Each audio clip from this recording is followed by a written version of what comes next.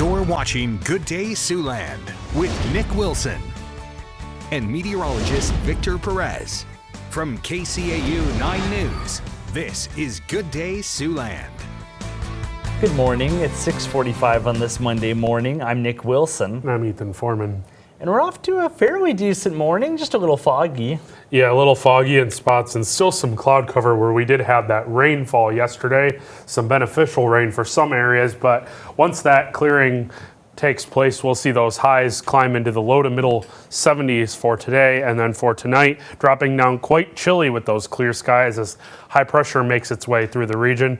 Low temperatures tonight falling down to the low to middle 40s across the area, maybe some upper 40s off to the east or west rather. But then for tomorrow, we see those highs climb a couple degrees warmer than today into the middle 70s for most of us, maybe a couple upper 70s to the northwest. But we do have some warmer weather on the way. I'll tell you when coming up in your 9 on 9 forecast. Nick. All right, thanks, Ethan. Well, official ceremonies to remember the 9/11 terrorist attacks will take place in New York City today, but family members of some of the victims have already paid visit to the 9/11 Memorial and Museum to remember their lost loved ones. Reporter Maggie Hickey shares their stories.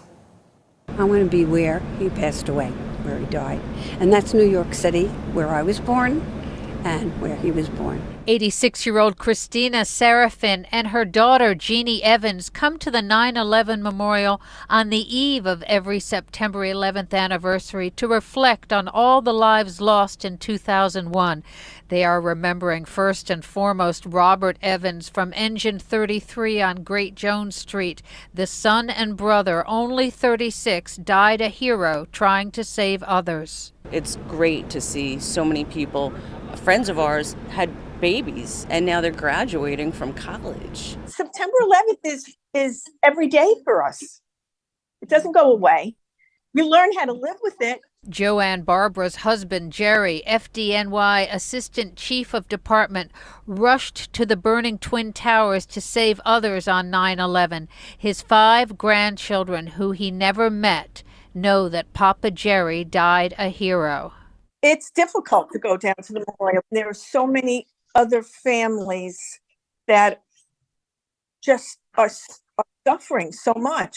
And those who were first responders the day after on September 12th, like Joe Hurley, then a deputy chief in the Bayonne Fire Department, also come here year after year. Because it's something I'll never forget, and I hope that others don't forget. And Siouxlanders who wish to gather in remembrance will have the opportunity to do that today. A 9/11 remembrance ceremony will be held across from the Siouxland Freedom Park in South Sioux City. As part of the service, there will be a retirement and disposal ceremony for old and damaged American flags. Members of the public wanting to provide flags for retirement may do so, although it's requested to have those turned in to the event organizers by 10:30 this morning. Those include the Dakota County American Legion, VFW posts, local fire and rescue departments, the South Sioux City Police Department, and the Dakota County Sheriff's Office. The service will take place at 7 p.m. Everyone is welcome to attend. And over in South Dakota, 12 runners are preparing to cross the entire state on foot this month to bring awareness to suicide prevention in the Rushmore State. The 437 Project is a fundraiser for the Helpline Center, which connects South Dakotans with mental health resources. Last year, the project raised more than $120,000, and that money has already been put to work. We use those funds to support our grief support outreach program for people who have lost loved ones to suicide. So we expanded our grief outreach support, created a new website that specifically has resources, and then created a booklet that could be handed out to anybody across the state on how to cope with the grief and the loss when somebody dies by suicide. Other people with the project say the best route to help a loved one if you're concerned they may be considering suicide or self-harm is to ask them directly. They say that while it may seem like a scary thing to ask, it can often provide comfort to the person to know someone has noticed they are struggling. Well, in lighter news now, local dogs and their owners gathered for the 21st annual Pets on Parade. Hundreds of pet owners arrived at Riverside Park for a positively good time. While at the park, the dogs could enjoy treats and meet some new friends. And the main event was a 5K run or a 1-mile walk. The annual event is hosted by the Siouxland Humane Society as a fundraiser for their organization. We don't receive any grants or funding. All of our money comes from events like this, sponsors, donations, stuff like that, local. So these events are really important for shelters like us because it's how we keep our doors open, how we keep all of our amazing programs running. This year, Nettleton hopes to reach $50,000 in donations. If you were unable to attend the event, but you still want to donate to a great cause, reach out to the Humane Society. We'll have a link on our website, siouxlandproud.com. Well, now it's time to meet today's Stray of the Day. And every day we share a pet picked up by Sioux City Animal Adoption and Rescue who's waiting to go home. That's right, and this is Buddy, a 6 to 9 month old male Labrador Retriever puppy. He weighs about 40 pounds and he'll grow to be about 75 pounds. He was found at Stone State Park. The rescue says he already knows his basic commands and that he loves sandwiches. Buddy is available for adoption now. If you've lost your pet or you're looking to adopt or you'd like to sponsor a pet for adoption, you can visit the rescue's website. That's at SiouxCityAnimalRescue.com. Cute dog. Yeah, he's really handsome. He's got a nice coat. Wonder what he was doing at Stone State Park, though. I know, right? I love the name, too, Buddy. Yeah, Cute and name. You know, hanging around at Stone State Park. Is today a good day to be outside if you wanted to explore again? Yeah, today's not going to be too bad after we get through this morning fog, but some of us not really seeing it. You don't really see it present on the Ho-Chunk Center camera, sponsored by Port Neal Welding Company, but we are starting with a few clouds this morning. Those will dissipate this afternoon, and those temperatures right now sitting in the 50s across the area, but our satellite and radar does show that we're going to be seeing, or that we do see some clearing taking place as that rain from yesterday is moving off to our south and east. We'll see that gradual clearing throughout the day today. We do see some showers and storms possible to the north, but that's going to stay outside of our viewing area as this high pressure moves off to our south and west. We'll see a few showers off to the east once again tomorrow, but we're not going to be experiencing that here in Siouxland. 73 for that high today, decreasing clouds and pleasant. 44 for that overnight tonight with chilly conditions.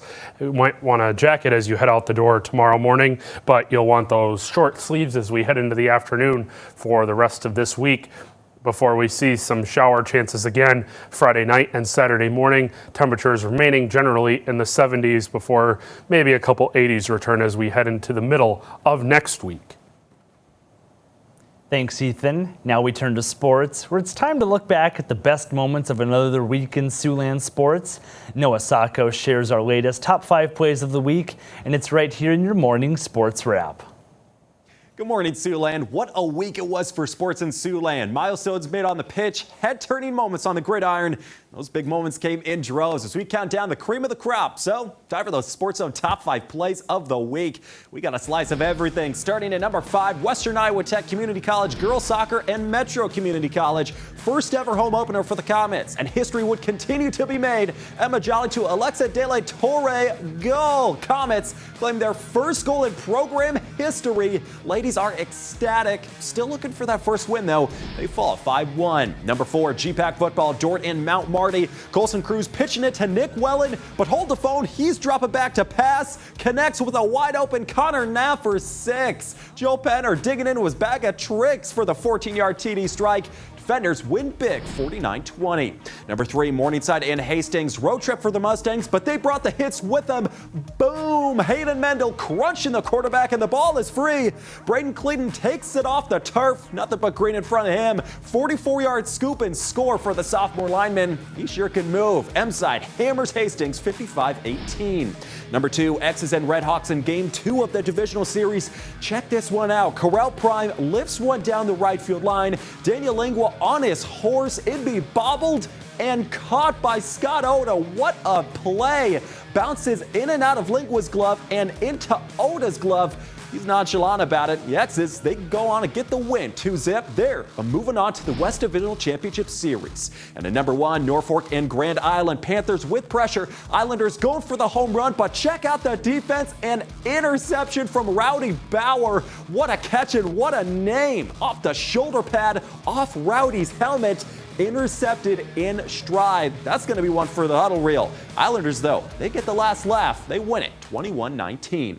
NFL Week 1, Packers and Bears. Aaron Rodgers gone from Green Bay. Jordan Love in his first career start at quarterback. And it started well. Love hits Romeo Doubs for the first quarter touchdown. Packers striking first, 7-zip, 10-6 lead at half. Love struck again in the third quarter. Connection to Aaron Jones on fourth down. Gone. 35-yard touchdown. Jones holding that hamstring at the end, though. He wouldn't return, but he's in good spirits. Bears responding the ensuing drive. Justin Fields to Darnell Mooney in the corner for the touchdown strike. Chicago gets the 2-point conversion. It's a 24-14 game. Packers score to open the fourth. Fields trying to battle back from a 31-14 deficit.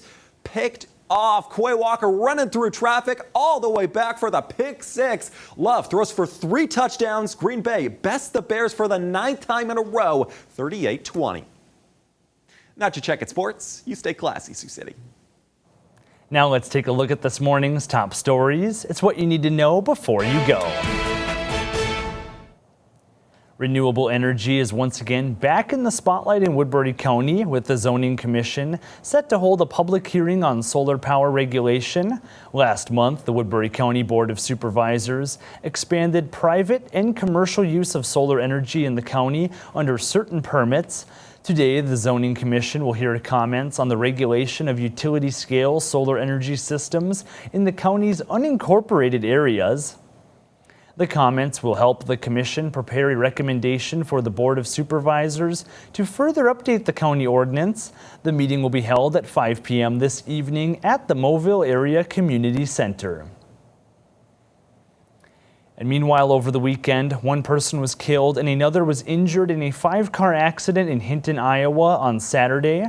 On Saturday afternoon, Plymouth County 911 received multiple calls for the accident at the intersection of Highway 75 and C60.